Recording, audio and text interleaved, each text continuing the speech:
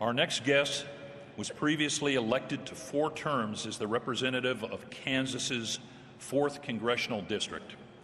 He graduated first in his class at West Point and patrolled the Iron Curtain as a cavalry officer before the fall of the Berlin Wall. A graduate of Harvard Law School, he was editor of the Harvard Law Review. He was sworn in as United States Secretary of State on April 26, 2018. He's also a member of American Legion Post 4 in Wichita, Kansas. Please give a warm welcome to the Honorable Secretary of State, Michael R. Pompeo. Thank you. Thanks for the kind introduction. Thank you. Good morning, everyone. Good morning. Good morning.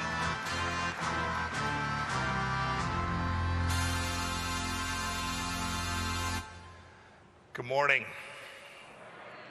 Thank you for that warm welcome. Thank you, Commander Rysted, for that kind introduction. I also want to recognize Adjutant Dan Wheeler as well.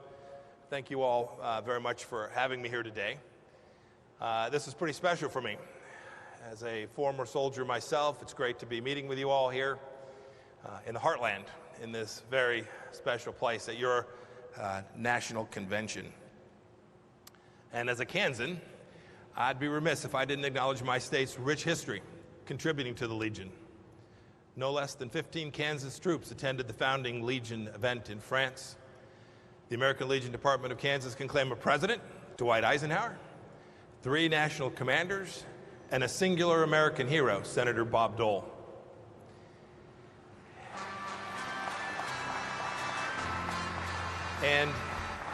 And your future's as bright as your past is glorious. There are nearly 25,000 Legionnaires who comprise the nearly 300 posts scattered all throughout, all corners of the Sunflower State are shaping America for years to come.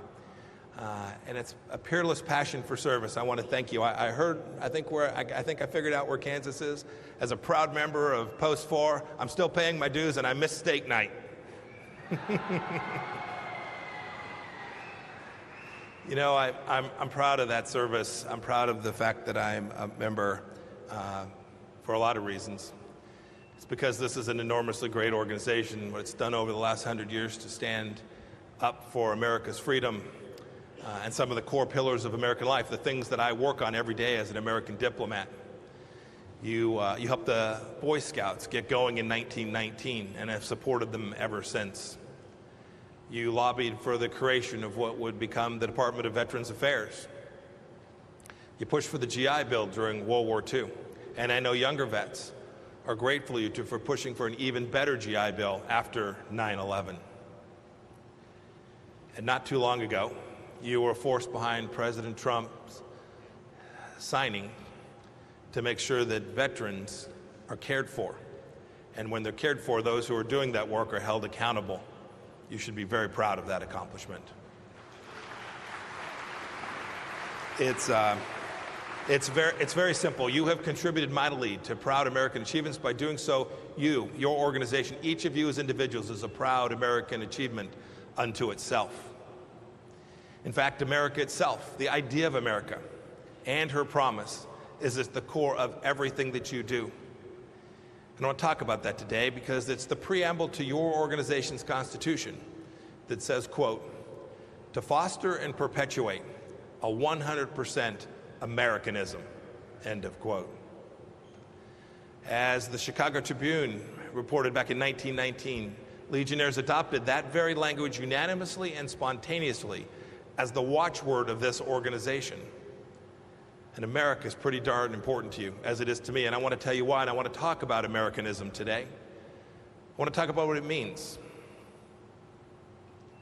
Americanism means recognizing that America is an exceptional nation.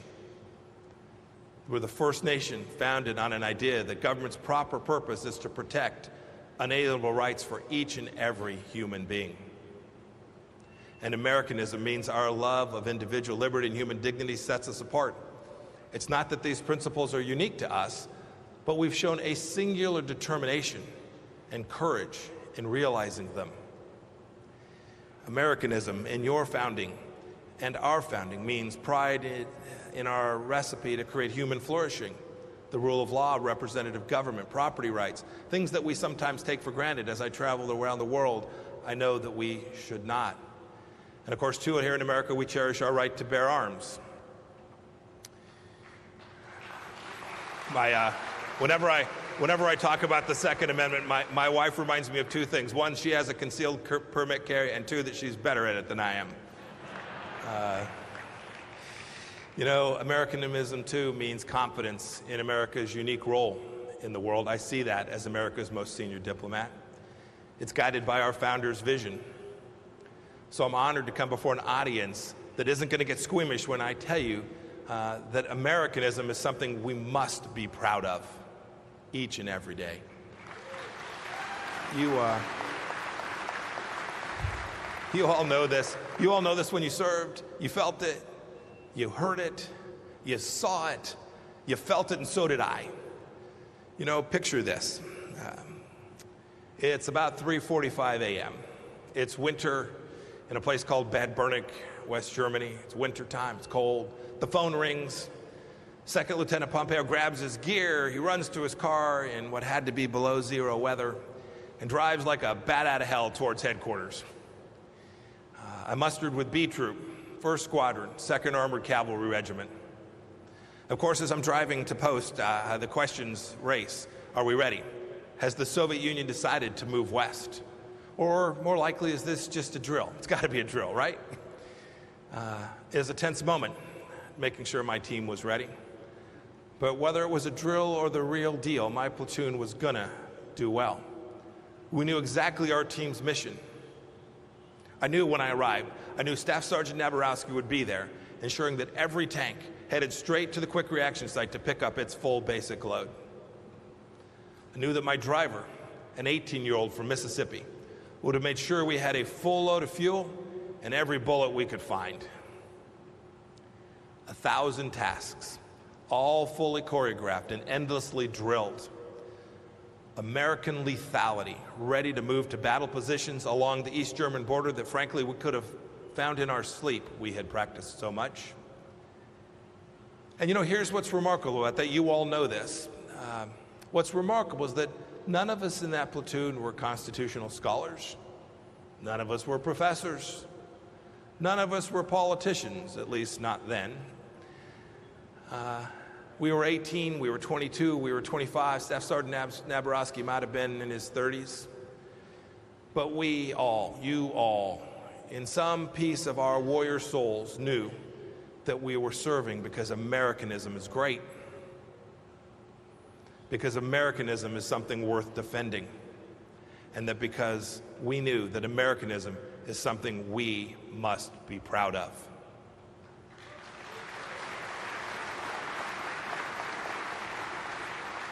To some of you, you may ask, why are we talking so much about this? But sadly, this assertion, once common at every levels of American society, has become too rare. Some of our leaders would say that the idea of America or of Americanism means inherent racism or sexism. Others say that America is a code word. Americanism is a code word for a narrow-minded nationalism. Some even want us to reject the founding principles which have blessed us since 1776.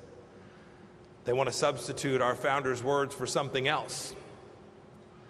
They'd like us to shun those founding principles, principles that were bestowed on us by God, codified in our Constitution, and properly taught in our school civics courses.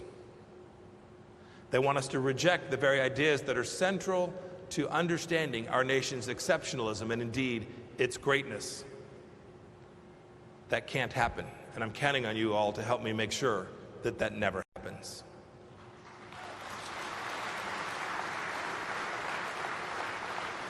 And when it comes to Americanism in our foreign policy for decades, frankly, we just plain ignored it. We didn't lead. We let the bureaucrats and international organizations lead us. We let our allies shun their responsibilities. We pretended our enemies were our friends, and sometimes, sadly, we even appeased them. But those days are over. No more. The Trump administration, and you'll hear it from the Vice President tomorrow, we've gotten back to the basics. As I said when I was in Cairo now a few months back, we're not going to apologize for America anymore.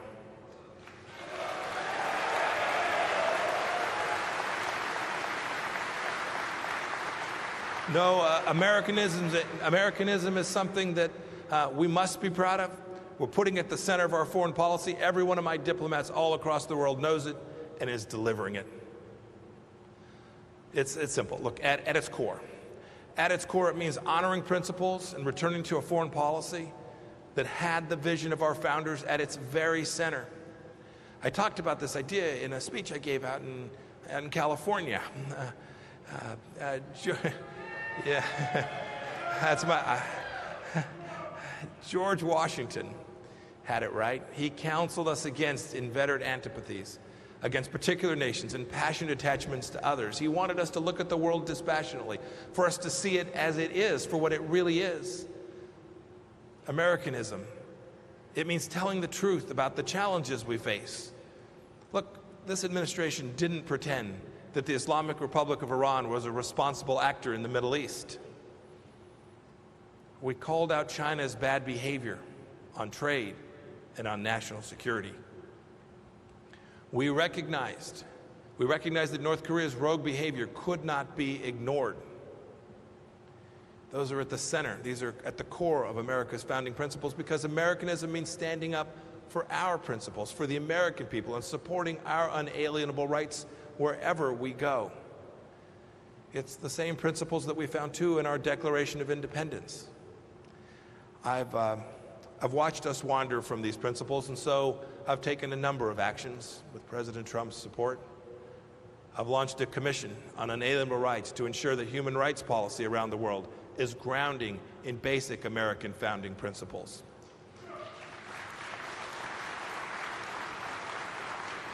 Americanism, too, means believing the right of people to choose their own leaders. We've now mobilized 54 other countries to support the Venezuelan people as they seek to restore democracy and prosperity in their country. We, too, support the aspirations of the people of Iran as they struggle under their brutal revolutionary regime. And Americanism means getting leadership right around the world. We work with 79 partners to defeat the caliphate of ISIS in Syria. We've convened more than 60 countries in Warsaw earlier this year to brainstorm to try and reduce risk to America that emanates from the Middle East. We galvanized global support to denuclearize North Korea. Just last week, Australia, Bahrain, and there will be many more to follow, have joined us in ensuring that the waterways which carry transit commercial products all across the world are free from Iranian aggression.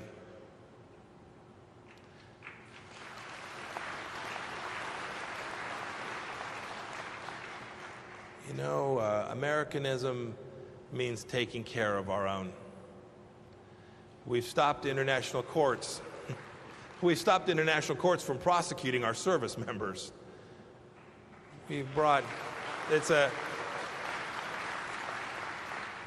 it was an outrage. We've brought home dozens of Americans held hostage overseas, more than any other administration in modern history, and without paying any ransom.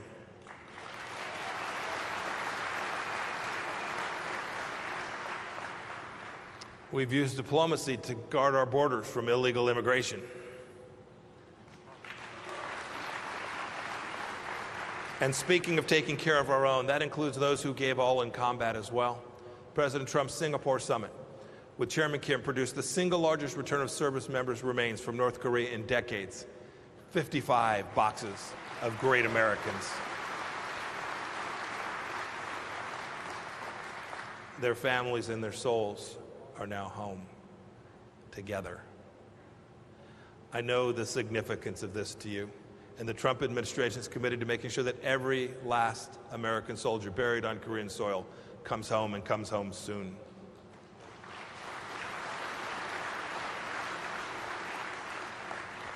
You know, Americanism in foreign policy means more than that, too. It means actions are shaped by pride in our civilization. But I said earlier, it also means an awareness and frank assessment of our strategic goals, things we can do and things we ought not to do. I want to talk about Afghanistan today for just a moment. The truth is, there are young adults entering college this week who weren't even born when the United States started fighting in Afghanistan. It's our longest war now, 18 years plus. Our 18 years of military, diplomatic, and economic engagement there helped transform Afghan society, and we crushed al-Qaeda. And that was our mission. Our mission there was to defeat al-Qaeda, and that we shall do, and that we shall continue to do. We're proud of that record. But the truth is, America has never sought permanent military presence in Afghanistan, and all sides recognize that times move on. So for a year, and continuing today, we continue to work to get clear-eyed engagement with all Afghans. We don't know how these efforts towards peace and reconciliation will end, but President Trump is committed to make sure that we get it right.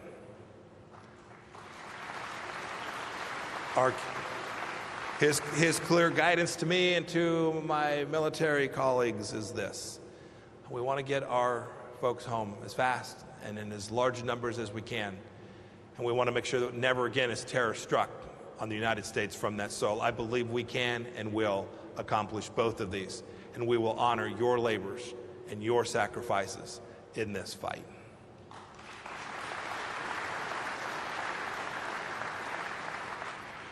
My wife Susan and I live not too far from Arlington Cemetery. We will, from time to time, just kind of drop everything and we'll walk over there. We find ourselves drawn to Section 60, where our heroes from Iraq and Afghanistan are laid to rest.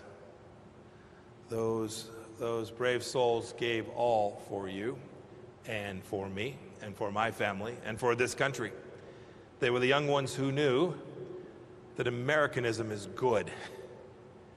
So as I walk amongst those white rows at Arlington, it's always a reminder to me to put Americanism at the center of my mission at the United States Department of State. If I can do that, I will honor their service in the same way that you all honor their service by being here today. As I wrap up, I want to emphasize one more thing. We need to keep telling people this story, this great story about Americanism. It's something the whole world and every American must be proud of. It's special for so many reasons. One of them is the civic associations we form. One of them is the organization I'm here today with. They're vital organs of our institutional body politic. And as I said at the beginning of my speech, you all have spent a century volunteering your time, your effort, your money for people all across this great country. That things like that don't happen on a wide scale in all of the countries that I visit. But you know too, as you see it, as you're out riding as members of the American Legion Riders or working at a charity event, there's still a lot left to do. There are too many households out there who have no veterans in their family. They need to hear about this story too.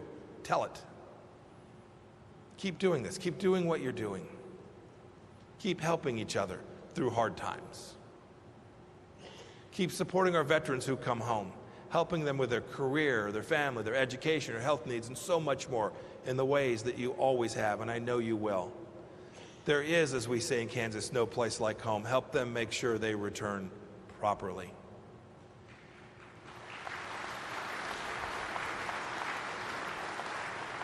I would encourage you to continue to supporting all kinds of organizations, whether it's the baseball leagues or motorcycle rides, advocating for the proper care of the American flag, and everything else you do. And finally, and I suggested this earlier, every society, especially ours, one filled with so much greatness, it needs heroes.